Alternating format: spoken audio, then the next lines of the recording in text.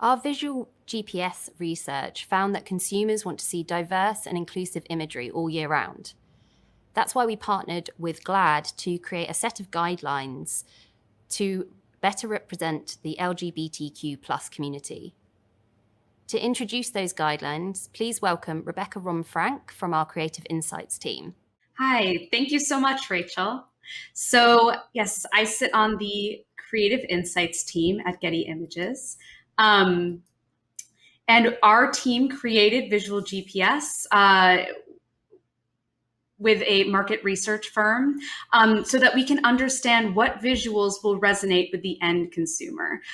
Now, our Creative Insights team is a pretty unique asset that Getty Images has. I've heard our team described as a secret weapon because it's our job to identify shifts in the landscape of visual storytelling so that we can then advise our customers about which visuals will drive engagement for them. So just a quick background, we look at our internal data. We're looking at customer downloads and searches, and also external data, such as what's going on in pop culture, film and television, other consumer research.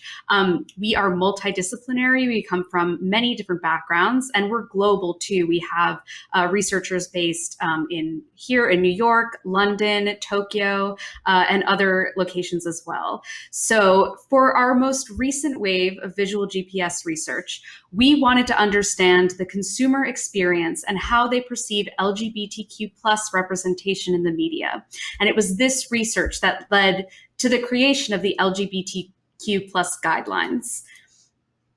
So from Drag Race to Queer Eye, there's never been a time in mainstream pop culture that the LGBTQ plus community and their stories have been this front and center.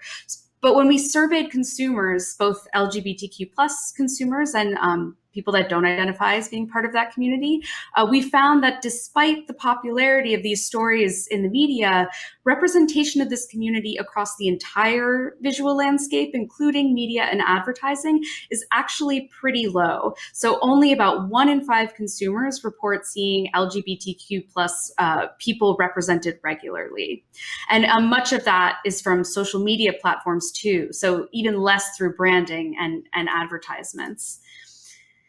But when we're thinking about, how to correct this, we're seeing that representation alone is not the only thing to address, because when we do see the LGBTQ plus community in media and advertising, they tend to be shown in kind of stereotypical ways. So some of the most common stereotypes consumers reported seeing were gay men shown as feminine or flamboyant, lesbian women as masculine, or visuals that involve symbolism such as rainbow flags or a pride march. And so there's nothing inherently wrong with each of these representations in isolation. These are all things that are part of the LGBTQ plus community after all, but these images are overrepresented and therefore can seem cliche. And part of the problem with using cliches to represent this community is that inevitably, by simplifying the narrative, they tend to leave out members of the queer community. So consumers told us that they see transgender people represented the least. And in fact, they recalled seeing transgender people portrayed primarily as victims of violence more than any other type of scenario, which is harmful and dehumanizing. Because what that means is that they are much less frequently seen in humanizing scenarios such as work, everyday life, in a position of power, etc. So that means they are not being given the depth of storytelling that we see for other groups. So think about what Blair and our art directors were just saying, how it's really important to show this, real people doing relatable things in visuals and video. It's really important that LGBTQ plus people are represented in this way as well. And a big part of adding this dimension to visual storytelling around the LGBTQ plus community is avoiding tokenism and showing intersectionality in visual representations, because not all LGBTQ plus people have the same identity or the same lived experience. So through our visual GPS surveys, LGBTQ plus consumers told us that they are the group most likely to experience multiple biases out in the world.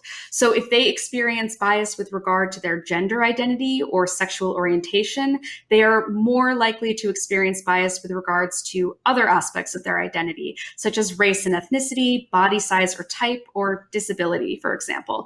And I'll get more into intersectionality later on as well. All of this visual GPS research, compounded with our own observations about pop culture and Getty Images customer behaviors, have led us to conclude that a change is needed and action must be taken to drive that change.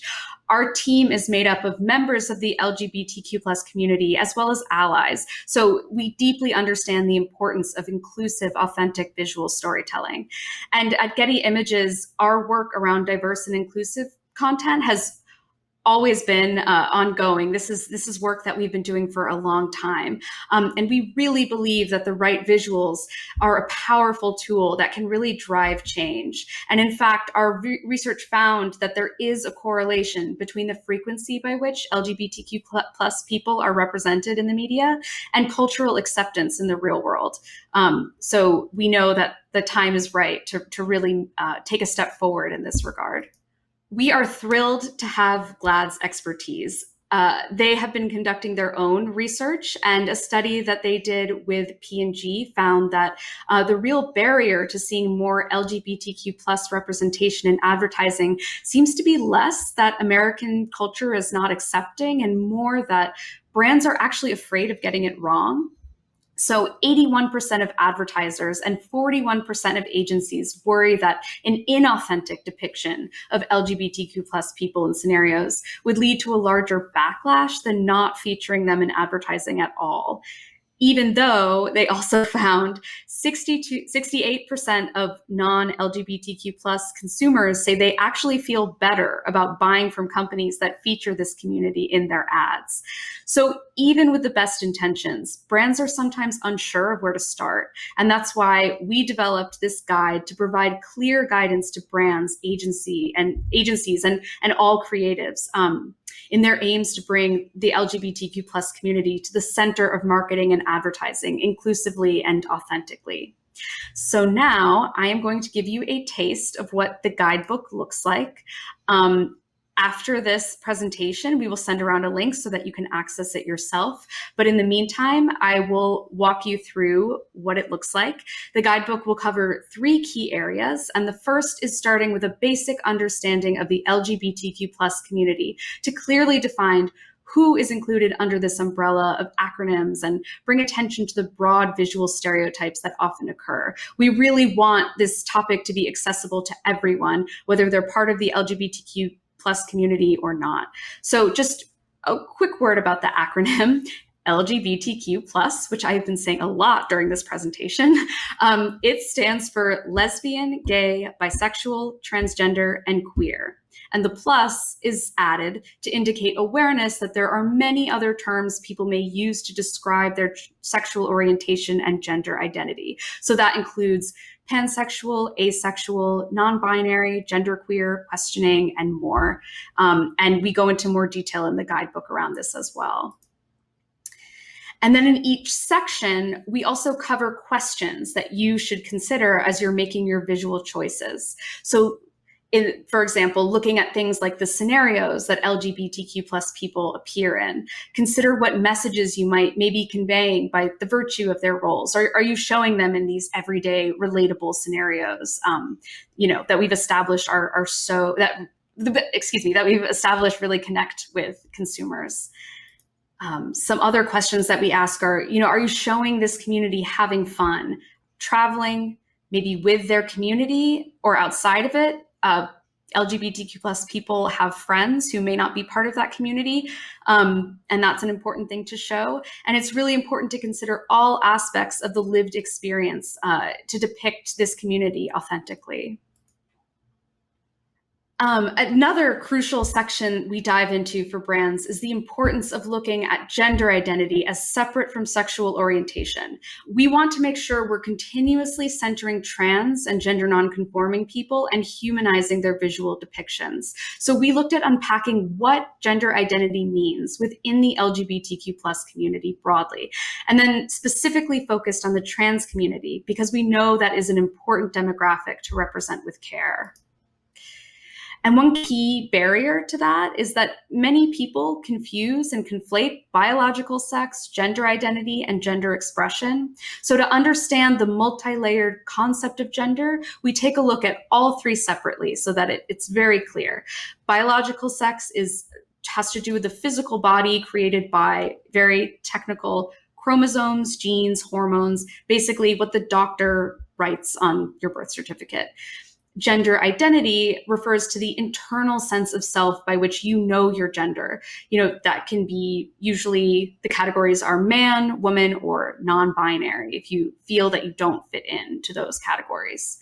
And then gender expression are the external cues that we use to communicate gender. So things such as your name, your pronouns, your hair length, or your clothing. Those are all things that people use to express themselves and show their identity. Remember, gender expression is separate from gender identity. And remember that some people have a gender expression that doesn't conform to a conventional expectation of masculinity or femininity. And there's a lot more on this topic in the guidelines as well, as I mentioned. And then going into talking about trans identity, it's one thing to show the trans community, but some of the questions that we have are asking, are you focused on aspects of transgender people beyond the fact that they are transgender? It's really important to not just kind of tokenize people in order to check a box. In order to really represent transgender people authentically, it's important to highlight their personalities. So, you can ask yourself, are you showing their hobbies and interests? Again, it's about this depth of storytelling and not relying on tokenism to represent this community. And then last, but certainly not least, the importance of intersectionality. So as creators and providers and selectors of visual content, we need to be conscious of the ways that this shows up not just in our society, but in our choices visually. So intersectionality also highlights where certain groups are left out or even discriminated against, despite the drive towards more inclusive visual stories. It's really important to move beyond a depiction of the LGBTQ plus community as overwhelmingly young, white, male, cisgender, thin, or without disabilities.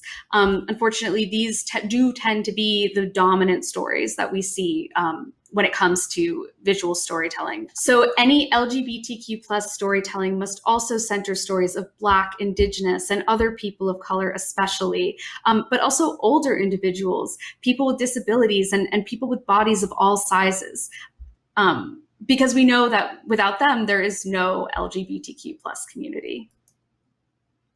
So just switching into another taste of our sample questions, we ask if you're remembering to include LGBTQ plus people of color of all backgrounds, ethnicities, skin tones, hair types, and textures, and older LGBTQ plus people. It's crucial that we recognize that this demographic is here, and all ages and body types and interests and backgrounds really are important to include in visual storytelling about this group.